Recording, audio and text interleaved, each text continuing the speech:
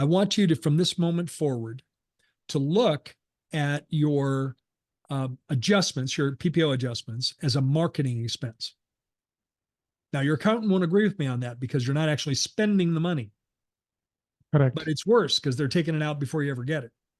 But you need to look at that. So this office was spending $500,000, the difference between 1.9 and 1.4.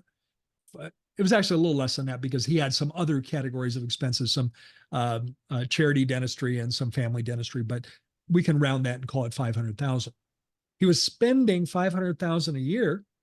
That's 41,666 a month on marketing. Correct. And of course, this is a client of yours, Darren. So he went from spending 41,666 to a month to 1,250 a month. By being 41,000 versus $1,200 is such a big difference per month. Well, it's 41,666 a month as compared. Which would you rather spend, 41,666 or 1,250? You decide. Take as long as you like. Good, time's up. Spend 1,250. Yes. But you have to start looking at it that way. If we weren't so constricted by PPO plans, what would any business owner do, regardless of your business? You could have a restaurant. You could own a boat rental concession.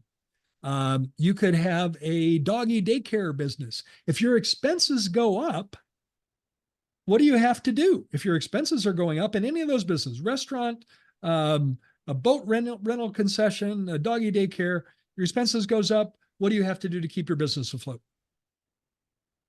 You either have to, if your expenses go up, you either have to make more money or find a way to cut your expenses. It's one of those two things. Yeah. You have to raise your costs. You have to raise your fees, raise your prices.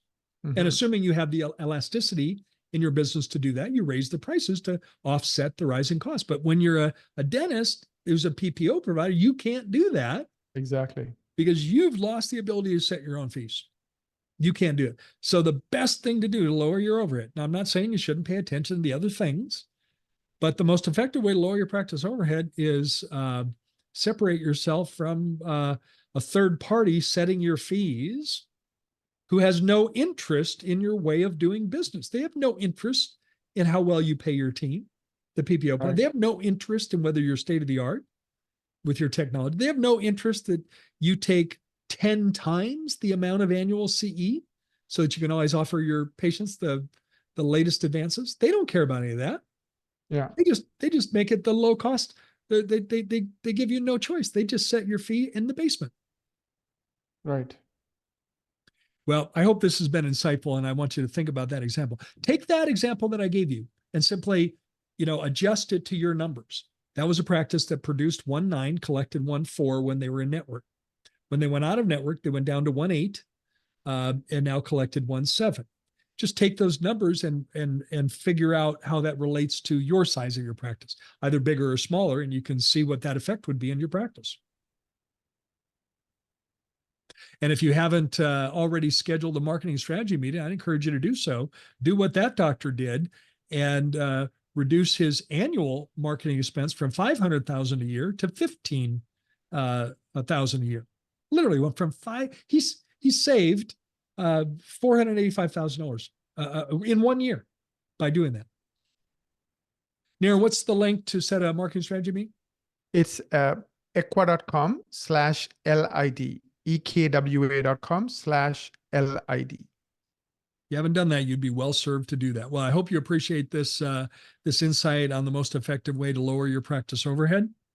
And really, the answer is kick out the PPO plans who have no business setting your fees in the first place. Anyway, if you'd like help with that, we are accepting new clients in my Thriving Dentist Coaching. Would love to guide you through that journey successfully. And we can do that fairly quickly. You've got some work to do on your side, but we can help you with that. And you could be telling this kind of success story yourself. If you'd like to learn more about our coaching, we do a complimentary coaching strategy meeting. You can simply go to thrivingdentist.com/CSM, coaching strategy meeting, and would love the opportunity to guide you through that journey successfully. On that note, thanks, Naren, for your contributions to the Less Insurance Dependence podcast. Thanks for all that you and your Equa team does to help dentists master marketing. And thanks to all of our listeners. We appreciate each and every one of you. Naren, you have an announcement about a slight change in where our listeners can get access to this podcast. What is that? Where is it that they can now get access? Absolutely. Now it's also available on YouTube Music.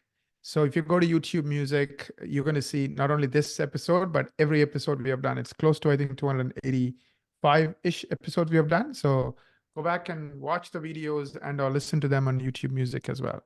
We wanted to switch over to YouTube Music. It's still everywhere else. It's still on Apple Podcasts and all the other places you get your podcasts. But the advantage of being on YouTube Music is that when we have videos that accompany the audio, you'll get an easier way to see the videos. So I want to let you know that as well. On that note, thank you for the privilege of your time. And Naren and I look forward to connecting with you on the next Less Insurance Dependence podcast.